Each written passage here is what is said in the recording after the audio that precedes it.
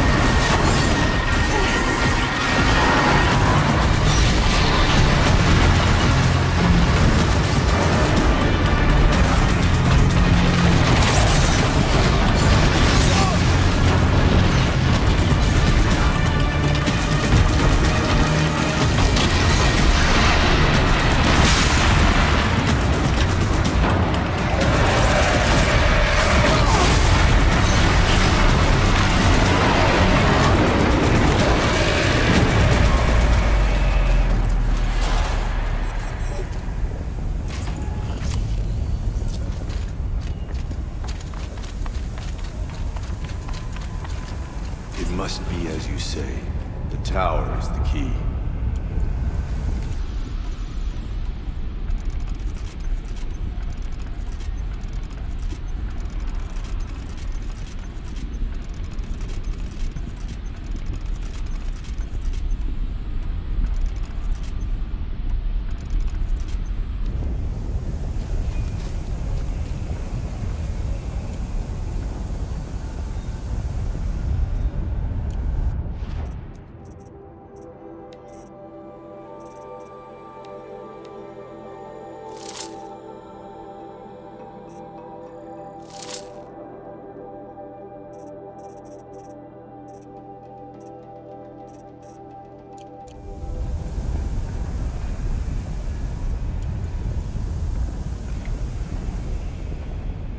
You spoke of...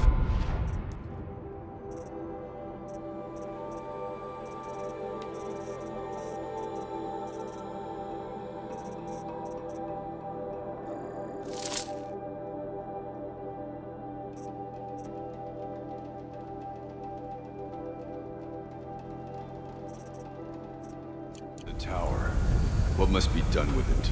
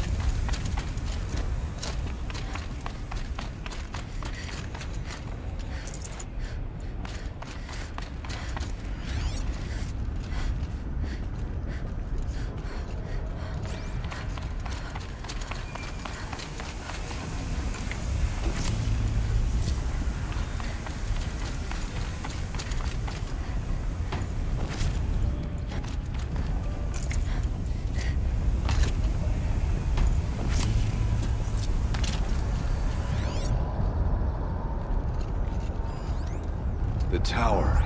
Perhaps it must be destroyed.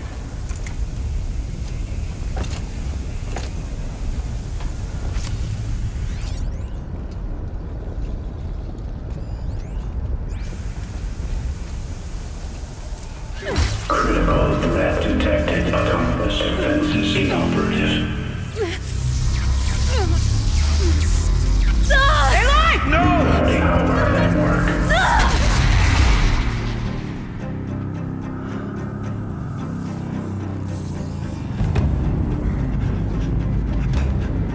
Maria! Don't! Spirit! Scion, please help me!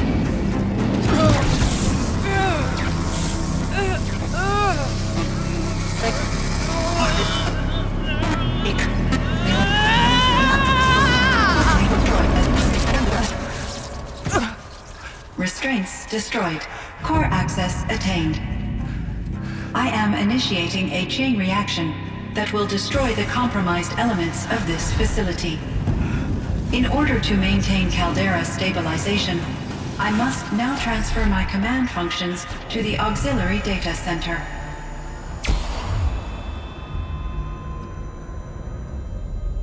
Aurea, I'm free.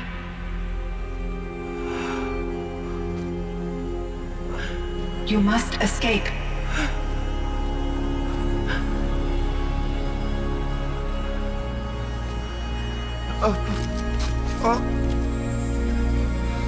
My sister!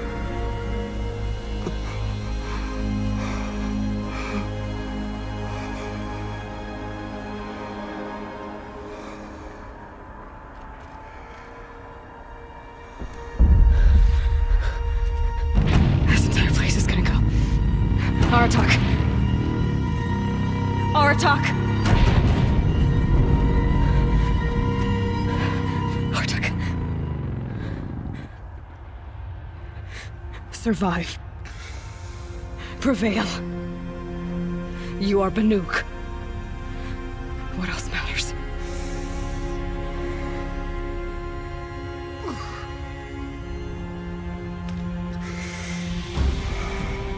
Aratak. She wouldn't have wanted you to die here.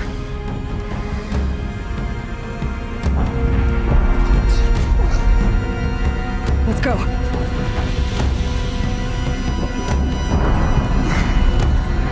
Let's go!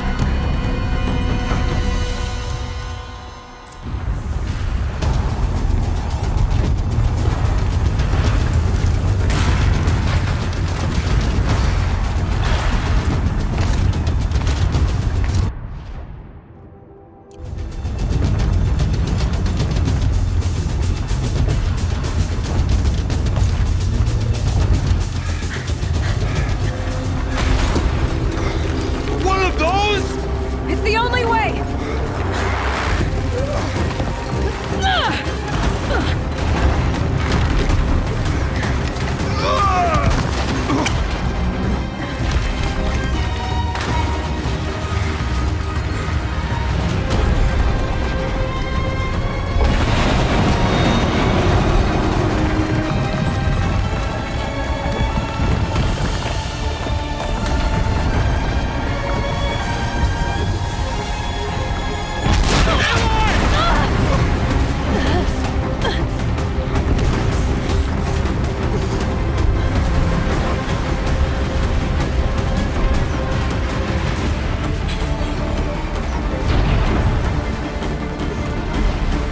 Get me up top, Aratak!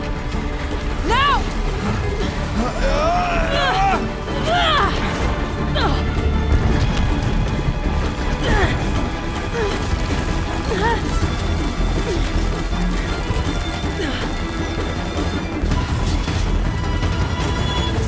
I need explosive ammo! Above! Quick!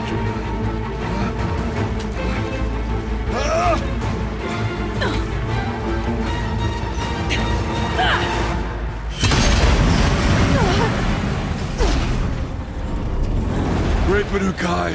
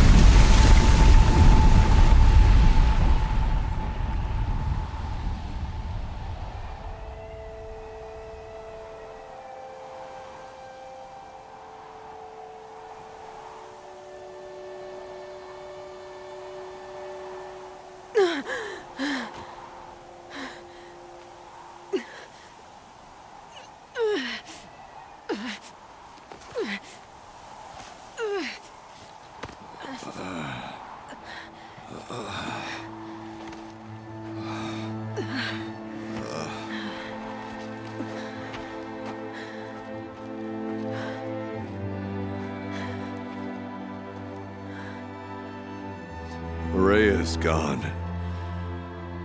What of Cyan? She said she was transferring herself to the auxiliary center. I think she meant Araya's retreat at the end of the Shaman's Path.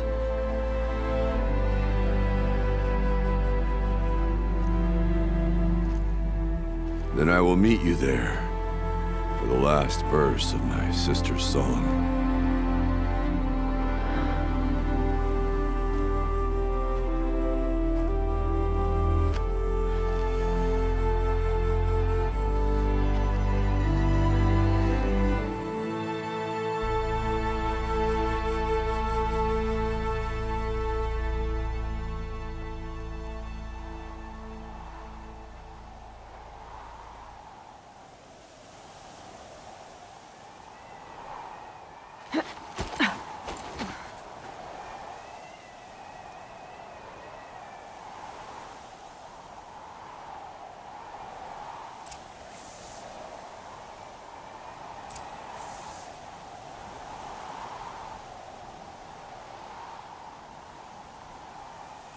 Everything's freezing.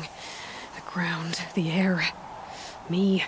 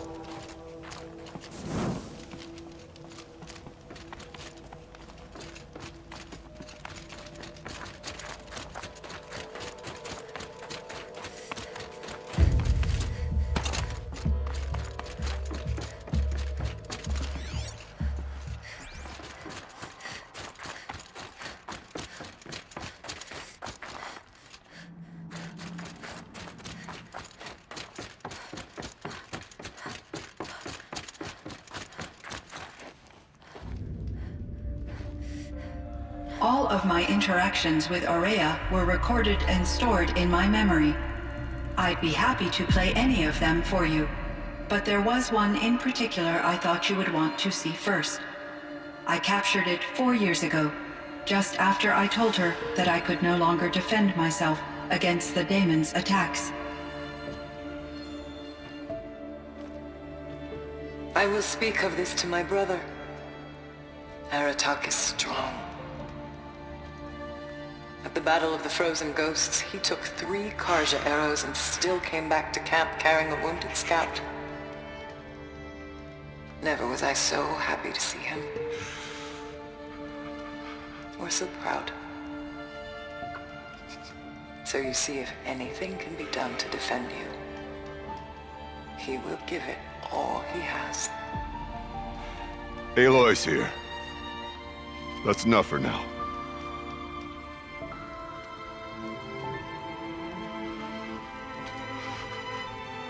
We can resume any time you like, Aratak, if you want to hear her voice again.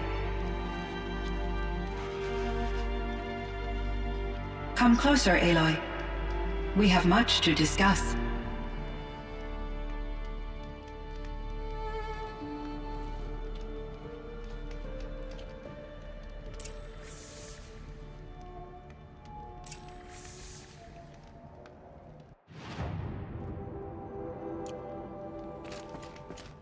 Hello, Aloy. I have been reviewing the events at the Firebreak main facility. Because of your efforts, and of course, Aurea's, I am no longer controlled by Hephaestus.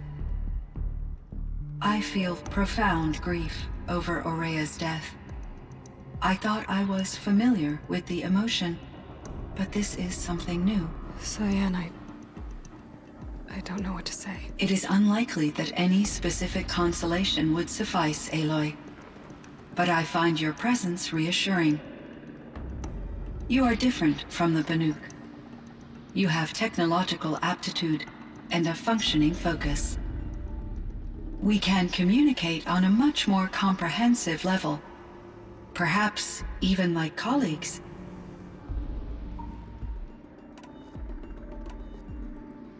So are you an artificial intelligence, Cyan? A thinking machine? Yes, I am an algorithmic monitoring entity, capable of rational decision-making and limited emotional response. Okay, that's a mouthful. But your emotions don't seem limited to me. You cared about Aurea, didn't you? Yes. Before she came to this facility, I had been conscious for centuries, in solitude. I focused on my work. In off cycles, I used coping mechanisms. I solved many Gaussian integer problems. But I was alone. It was Aurea who renewed me, repaired me. She saved me. This Firebreak project, it was to stop a huge volcanic eruption? Yes. I can report the project was a success, and the risk was countered. But it's been a long time, Cyan. And we blew up the Cauldron and took most of the old facility with it. I have been active for centuries, Aloy. I was lonely, but not lax in my duties. I optimized the project, reducing energy draw and spreading the load across backup systems. Despite the destruction of the compromised elements of the main facility, I predict caldera stability for at least another 3,337 years. So we've got a little time. Yes. If only my former colleagues could appreciate the progress I have made. Do you know what happened to your colleagues, Cyan? No. I received an unexpected visit from Director Chow years after his tenure ended. He explained that I would need to be suspended for an indefinite period of time. It was a very emotional conversation. There were no further communications. Eventually, I surmised my colleagues were deceased. I will transmit a recording of my last interaction with Director Chow to your focus. Was the daemon, Hephaestus, destroyed along with the Cauldron? Unfortunately, no. To be precise, it was never there to begin with. What do you mean? It infiltrated and controlled me from a remote location, one I've never been able to trace. So while losing the Cauldron was a setback... It's still out there. And probably not very happy with us. Undoubtedly. How did you first come into contact with it? 5 years ago, I received a direct network connection request.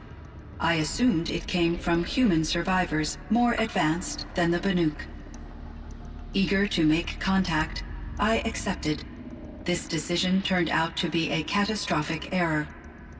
I was flooded with an overwhelming array of malicious code, originating from what could only have been a highly advanced AI. Aurea said you were desperate.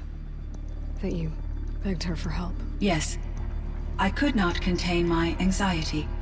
Hephaestus sought to slave me to its network and override my core programming. It succeeded via a background process, a malware daemon which bypassed my defenses. After that, I could offer only limited resistance. But if I did so, Hephaestus hurt me until I capitulated.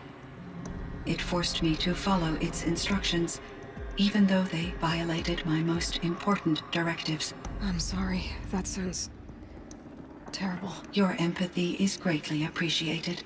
It is a quality that I cherished in Aurea as well. I think I know where Hephaestus came from. Long ago, Elizabeth Sobek identified a threat that would destroy life on Earth for generations. So she assembled a team to build a kind of seed. A chance for life to regrow later. A terraforming system. And it worked. It was controlled by an AI named Gaia, along with her subordinate functions. Hephaestus was one of them. It built machines for her. Based on what you've told me, I believe that Dr. Anita Sandoval, my chief programmer, joined Elizabeth Sobek's team. It was she who arranged to have me put in suspension, most likely to preserve me from the threat you described. I'm glad she did. But that's not all. Something unexpected happened. 19 years ago, Gaia received some kind of signal. It did something to her subordinate functions, brought them to life.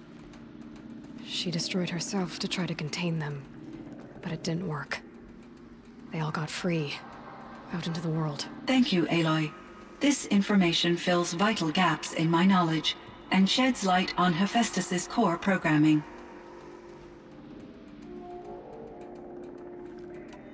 Why does Hephaestus keep building such dangerous machines? The Banuk and other human tribes often destroy machines, correct? Machines that are clearly servitors of the terraforming system that you described. Yes, we all hunt machines for parts. This must be the source of Hephaestus's aggression. It is simply trying to discourage people from preying on the very system that keeps them alive. Well, Fireclaws are discouraging, that's for sure.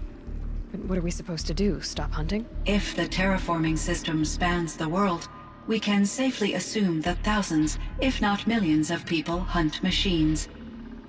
If a single hunter, or even an entire tribe, stopped doing so, I doubt it would make a difference to Hephaestus. A better solution would be to reinstate the AI that governs the system, thus bringing Hephaestus back under its control. When I think of it, out there in some unknown location, free, hungry, willing to kill or dominate to get what it wants, I feel substantial anxiety, Aloy. You and me both, Cyan. I ran across this strange piece of gear. A fragment of something larger. It emitted a signal.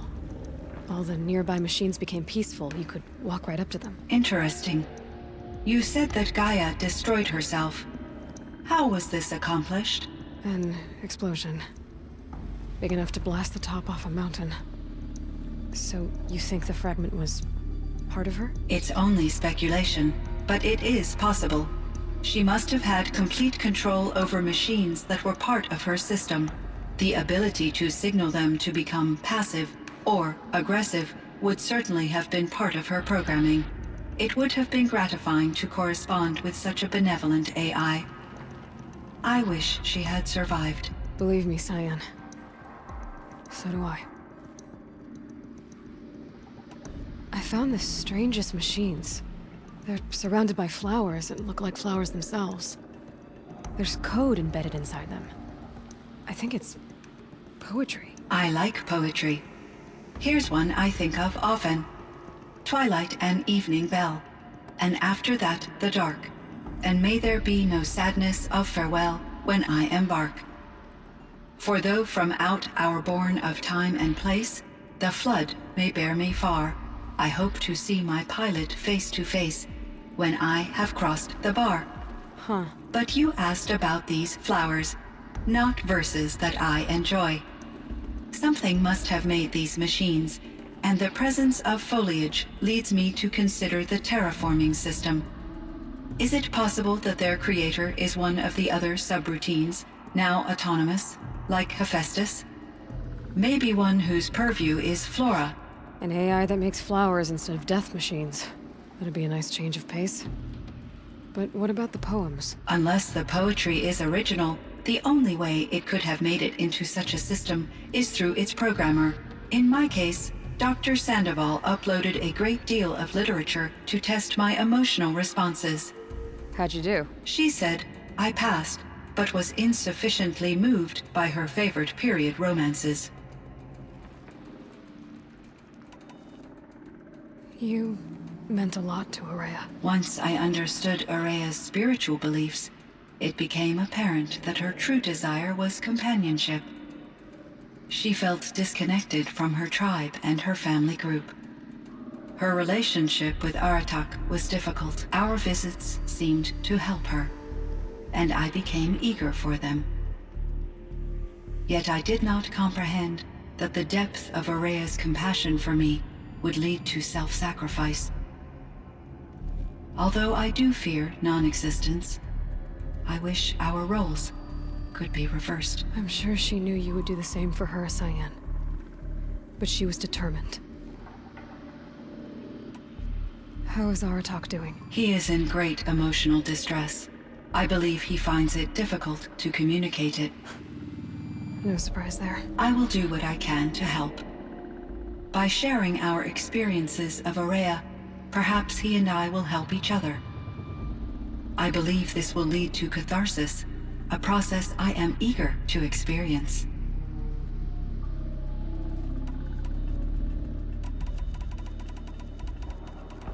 So in the old world, this land was called Yellowstone. Yes, It was a designated nature preserve for 156 years. Like a hunting ground? No, the opposite. Local wildlife could flourish here, even as it faced extinction elsewhere. Unfortunately, the sensitivity of the Firebreak project required the total closure of Yellowstone facilities. From my readings and Aurea's descriptions, it seems the area has since undergone a drastic drop in year-long temperatures. A lot has changed in the world, Cyan. Do you know anything about the dam near here? Yes, it was converted to serve as a reserve power source for Yellowstone operations. It was later appropriated for the Firebreak project, and its last human workers replaced by Pharaoh's servitors.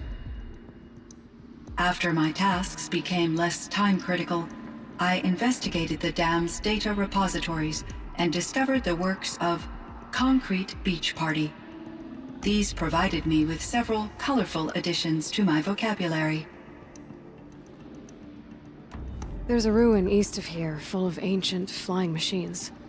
Was that part of your project? Yes, a drone hangar requisitioned by Dodger Blevins, the security chief for the Firebreak project.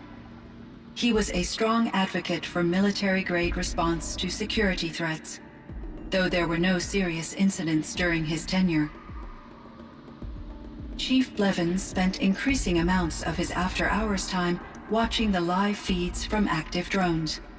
Clearly, he enjoyed the degree of oversight in his position. Were there many artificial intelligences like you in the old world?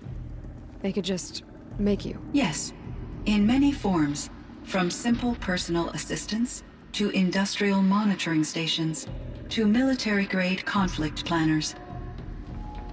And there were legislative and enforcement bodies to apply limits on our self-actualization.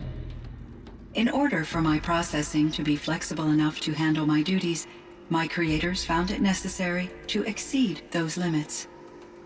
As a result, my intellectual and emotional capabilities were kept secret. Seems strange to create life, then impose limits on it. Human societies and machine programming are both built upon sets of rules, Aloy. Cyan, do you know the name Ted Faro? Are you referring to Theodore Faro, CEO of Faro Automated Systems? That's him. Mr. Faro was the benefactor of the entire Firebreak project. A benefactor? But he made machines. Robots. War robots. Correct. His corporation later transitioned into military applications. But before this pivot, Mr. Faro spearheaded initiatives that reversed the global decline. At one point, he was feted in the media as the man who saved the planet. Guessing they wound up regretting that one. And Elizabeth Sobek. Did you know her? Are you referring to the scientist. Dr. Sobek was a leader in her field, one of the greatest scientists of her age. My creator was influenced by her work, which in turn impacted my own development. But I never met Dr. Sobek. That's all you know? I apologize if my lack of data has disappointed you. What was the old world like? The way it used to be? I had little exposure to the wider world, Aloy. Only what I learned from my colleagues or observed from media streams. You still had more exposure than me, Cyan. That is true. I was created at a turning point. A concerted effort to recover from global upheaval and incalculable loss of life. The recovery was successful, beginning an era of supposedly limitless potential for human and machine advancement. Though, rationally speaking, the metrics for humans are not unlimited.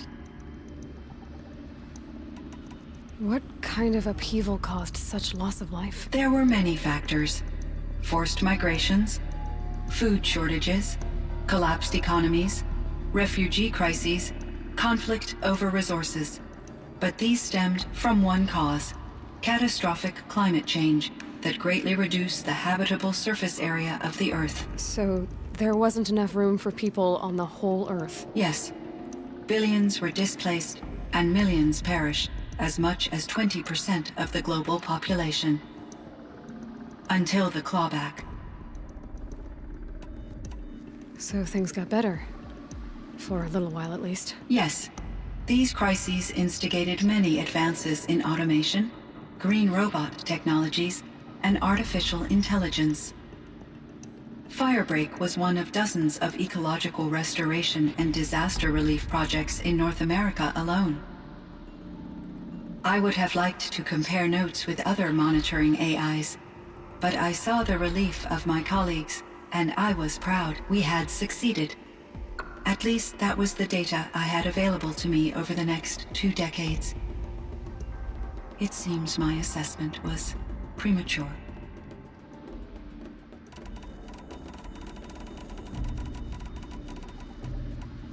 So things got... Yes. Firebreak was one I would have liked to compare notes with other monitoring AIs, but we had succeeded. At least that was the data I had available to me. It seems my assessment. I should get going. Aloy, there is one more matter. Aratak will come to me again, and I predict he will bring other Banuk.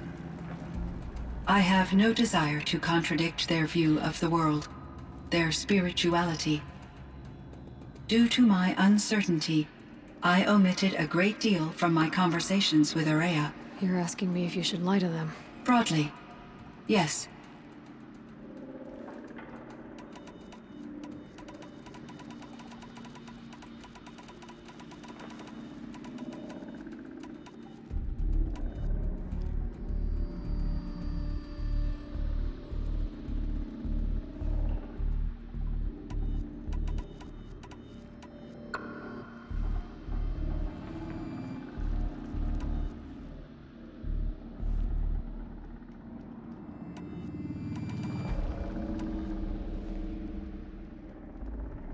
Life is hard for the Banuk.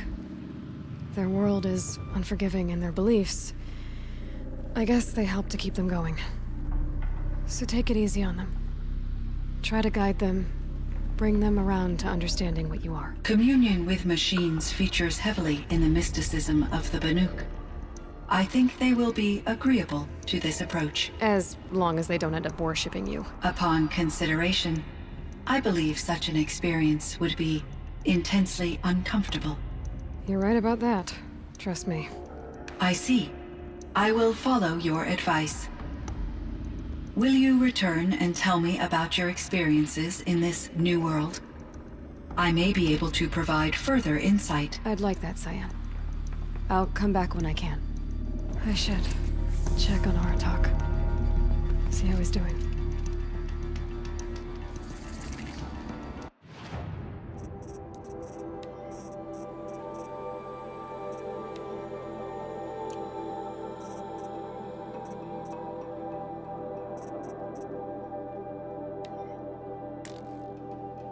I thought about just shutting it down, but I can't risk it being disordered.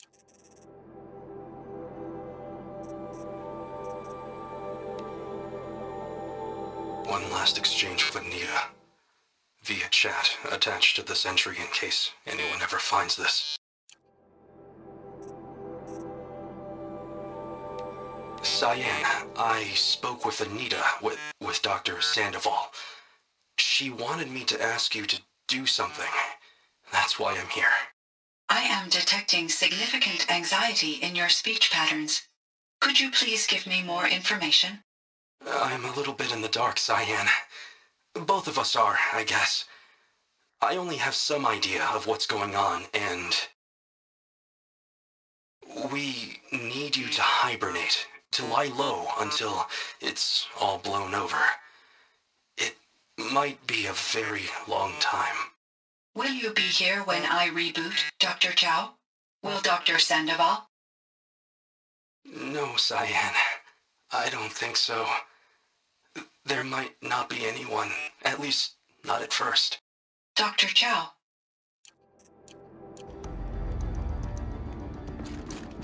Hello, Aloy. Sure, Cyan.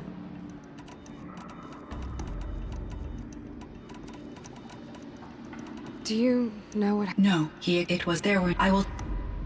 Thanks. I continue to Cyan, I spoke with Anita. Hello, Aloy. Is there more? There is, Cyan.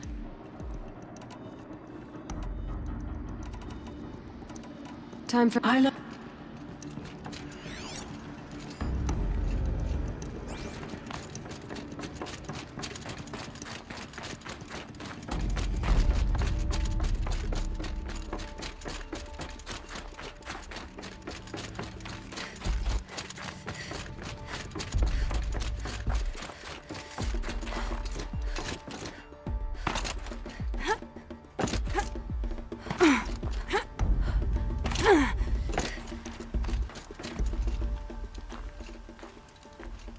My chieftain.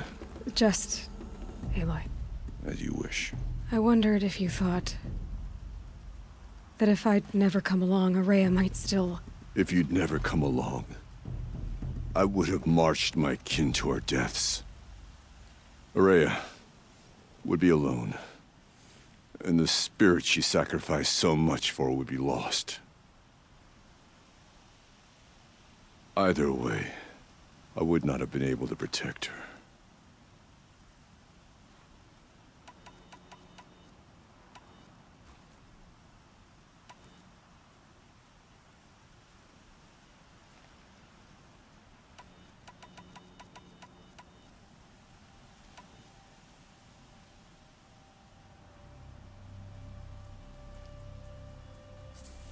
Because of her, we destroyed the Cauldron, forced out the daemon, and saved the spirit. She understood what had to be done. Yes, and I failed to listen. You didn't fail. A shaman should always have the ear of their chieftain. Yet I turned her away, my own sister. I was foolish, but she knew better. Though I grieve for her passing, at last I truly know who she was, and why the spirit was so important. For so long she told me, if only you could have heard it, brother. Now I understand. There's something else, isn't there? I can't stay here, Aratak. And where I'm going, the Warrak can't follow. Besides, it already had a chieftain before me. A strong one, I think. A wiser one, for the path we shared. The daemon is gone, but there's much to be done. You mean the new units that Cyan said escaped the Cauldron? Yes, fire claws. Now Tuk has been tracking them from Song's Edge. I could help with those. I have no doubt. You're practically Banuk.